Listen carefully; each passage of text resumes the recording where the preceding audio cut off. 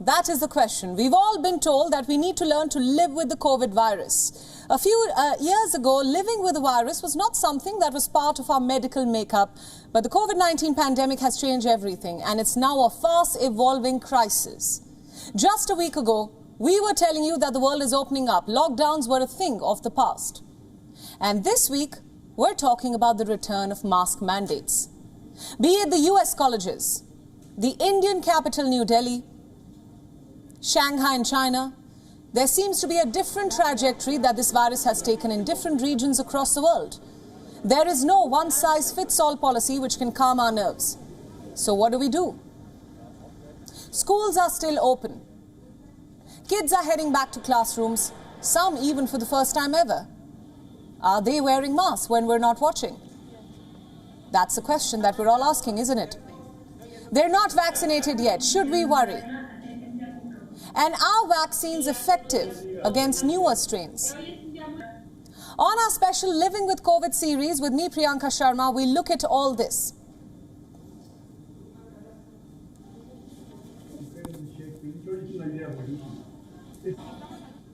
And now to decode what living with COVID in the year 2022 means, let me introduce my guests at this hour. Joining us from Tel Aviv is Professor Naved Davidovich, Director at the School of Public Health at the Ben-Gurion University. He's also a member of the Israeli National Advisory Committee on COVID-19. And joining us yet again from India is Dr. Neela Mohan, the HOD Pediatrics at the Medanta Medicity in Gurugram. And finally, for more perspective, Amit Adalja, a senior scholar at the Johns Hopkins Center for Health Security, joins us from Pittsburgh. I welcome you all on WION World is One. Thank you. Now, I want to take my first question with you, Dr. Mohan. We're talking about the virus yet again. Let's start by talking about mitigation efforts. Did we get too complacent too soon? Well, actually, there was definitely fatigability amongst both the experts as well as the public acceptance. So when the levels went down of the total number of new cases, we had to open up because everybody was quite fatigued in the last a year or so. So I think the decision to be right or not, it's always very easy to take retrospectively.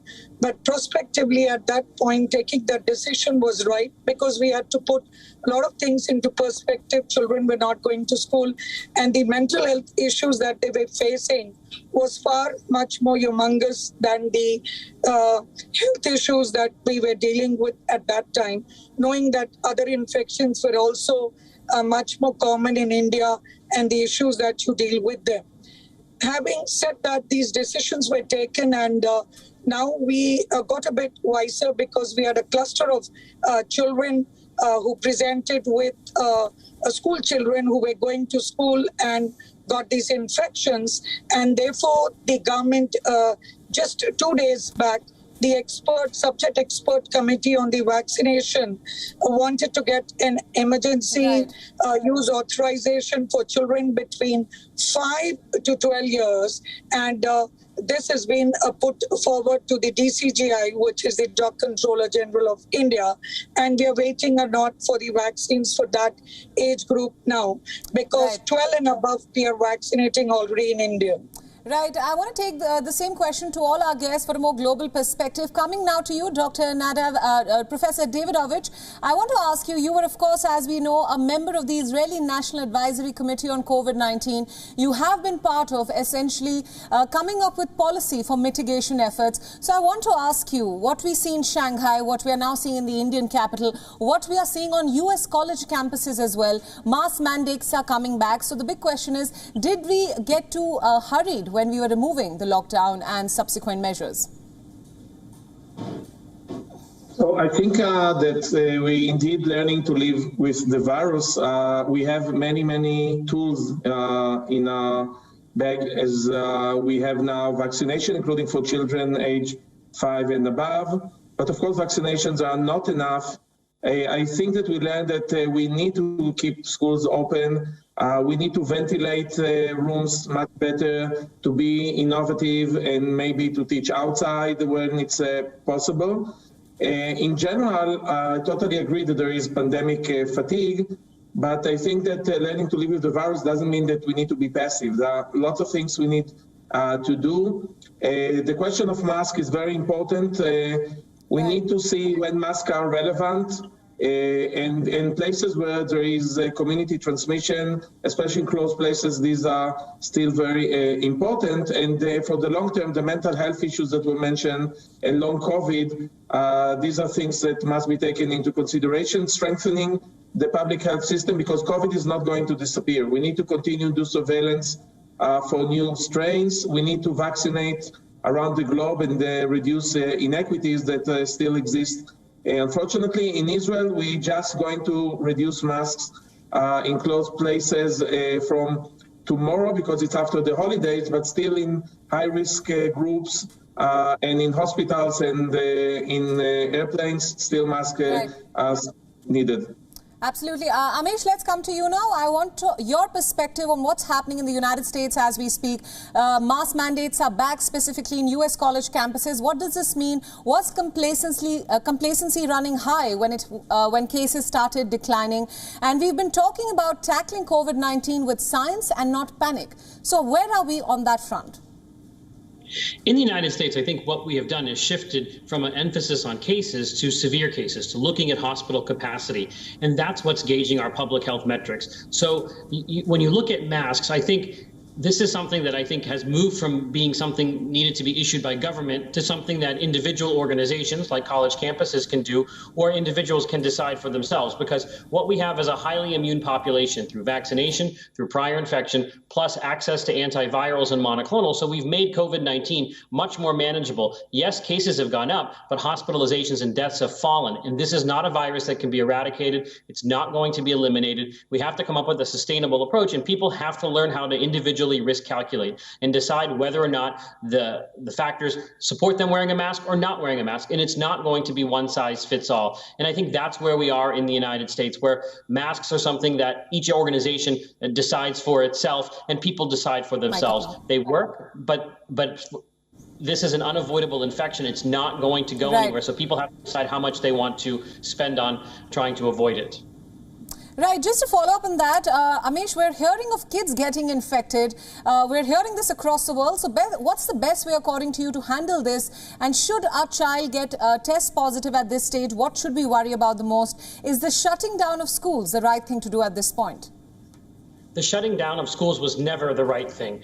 We've been able to learn how to operate schools, even in the pre-vaccine era, without major risks from COVID-19. Children tend to be spared from the severe consequences of COVID-19, but yes, they can get infected, and yes, there are some individuals who get severe cases. In the United States, children above the age of 5 can be vaccinated. We need to prioritize getting a vaccine to younger children as well, and the best way to protect children is to have the population as vaccinated as possible, because the more vaccinated people the child is around, the less likely they are to contract COVID-19. But what we need to do is the same types of measures that we've seen successfully operate schools, for example, in Europe. And I think that's got to be the clear priority, because children have suffered a lot during this pandemic, mostly because of what adults have done to them versus what the virus has done to them. Right. Dr. Mohan, let's take the same question from you. Kids getting infected, that's something that is dominating WhatsApp groups, specifically in India right now. Parents are extremely apprehensive, and rightfully so. Should they be sending their kids, especially those who are unvaccinated? A huge majority of children as of now are unvaccinated. Should they be going to school as cases rise? Right. So as I said, the first thing that has happened 2 days back is the subject expert committee asking the government to the DCGI clearance for 5 to 10 years for Covivax, the biologically protein subunit vaccine. What is another thing important I want to say is when we talk about a new infection gives a new opportunity for the virus to form a new mutant. And therefore, if you've seen what has happened in USA, the BA1 strain eradicated the Delta, and then the BA2, the BA1, and now the BA2121. So definitely, beyond doubt, we need to ensure that since the virus is smart, it's a fight between the virus and the human race, how we are, whether we are complacent or what. The virus is trying to mutate. So any new infection definitely will predispose. So what is happening is to take a decision for schools or not. The children right now are not getting severe infection, let me be honest. Right. All that they're getting is a flu-like infection. They've not had anybody who's really gone to ICU. And those who are with comorbidities, their parents knew that they've been talking to their doctors, and those parents have not been sending the children to school, and they've gone in for a hybrid model. And most of the schools are doing hybrid where online is also allowed. So I think one decision that we should stop may not be the right thing for all. Yes, three things: vaccination as well as using mask is very important. I feel that an N95 mask is something which we cannot shed off easily now. The reason is that those who are vulnerable, for them are just staying at home because they are the ones who cannot afford to come out because they're scared of getting the infection. And those who are not vulnerable, shed off a mask and thing. So we need to protect the infections so that the entire community, and as beautifully said by the expert Anita Gupta from Johns Hopkins, I was raising her. She said the major reason why we are not able to eradicate this is the vaccination uniformly we are not able to do everywhere simultaneously. Dr. Neelam, I'd like to interrupt you there. I want to take the same question since we're talking about vaccinations, masks and lockdowns. I want to go across to Professor Davidovich. Professor, according to you, masks and lockdowns, which strategy according to you works more effectively? Vaccination, of course, is the silver bullet here, but vaccinating the entire population, especially kids, is now becoming a huge challenge. So what's your opinion on the same? I think currently with all the tools we have, going to lockdown would be a grave mistake.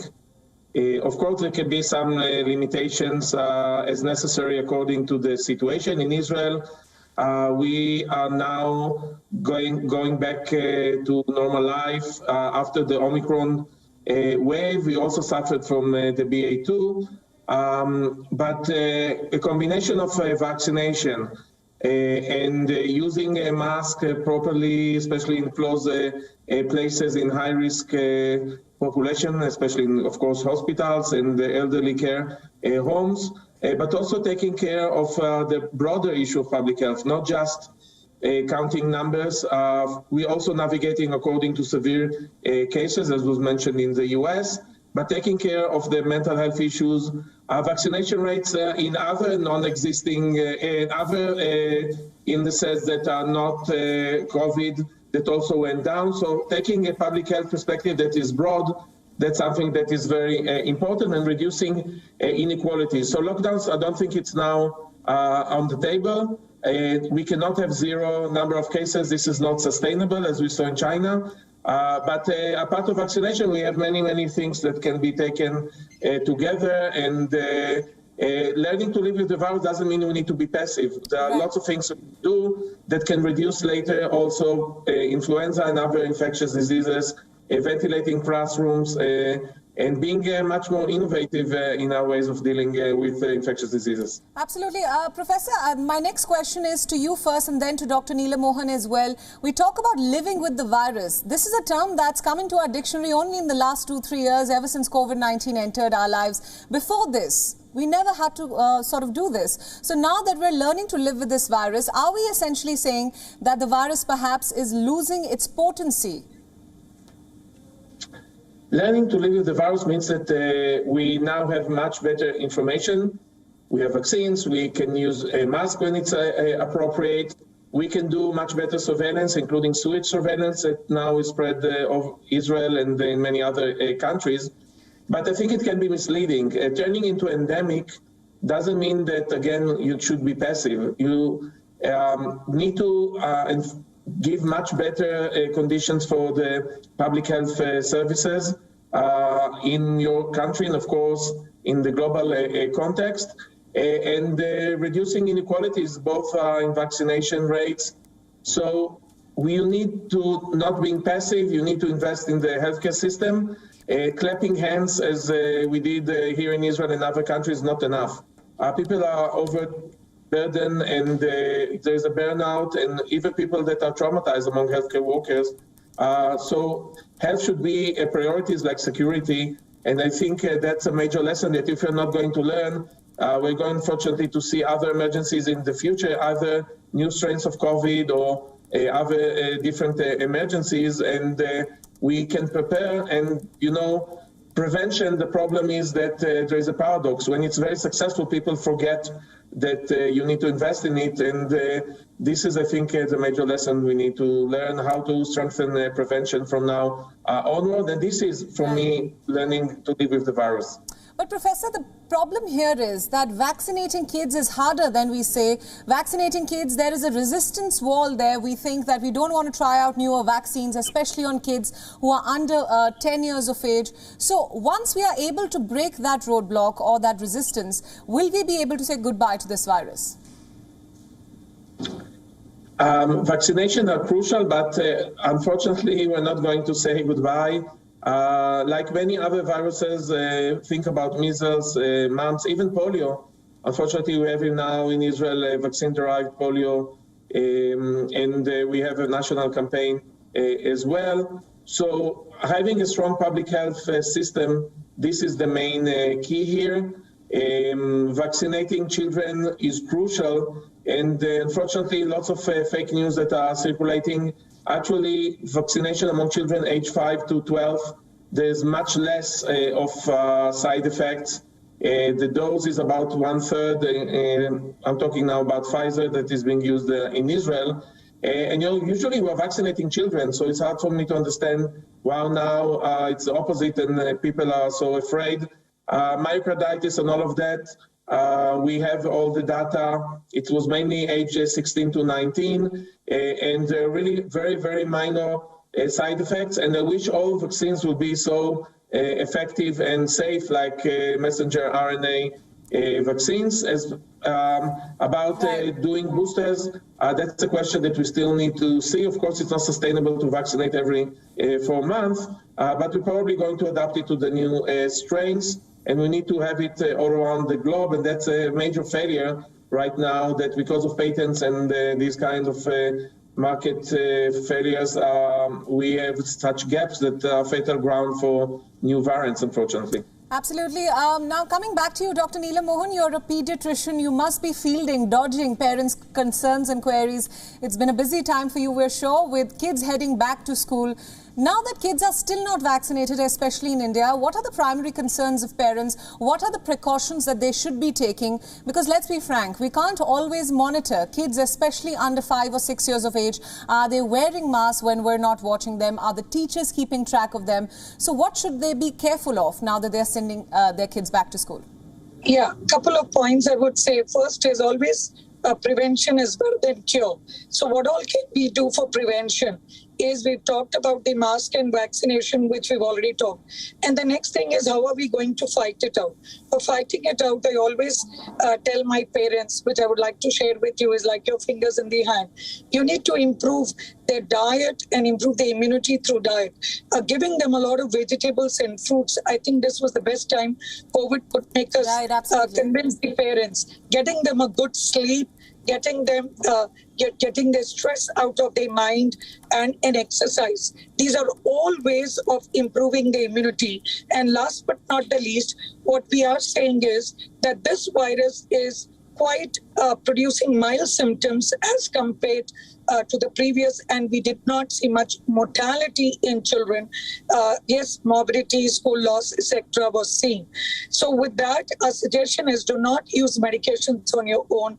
Do visit a doctor when your child is ill to make sure that it is COVID and not something else. Don't be complacent on that.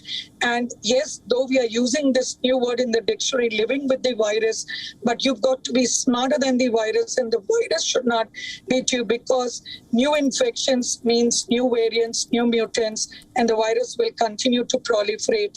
And it's only together we can beat this virus, because unless globally we are able to achieve that, a reduction in the cases, they will keep on muting, and we will keep seeing this, and we will have to sort it one step at a time. Just some final comments there, Dr. Mohan.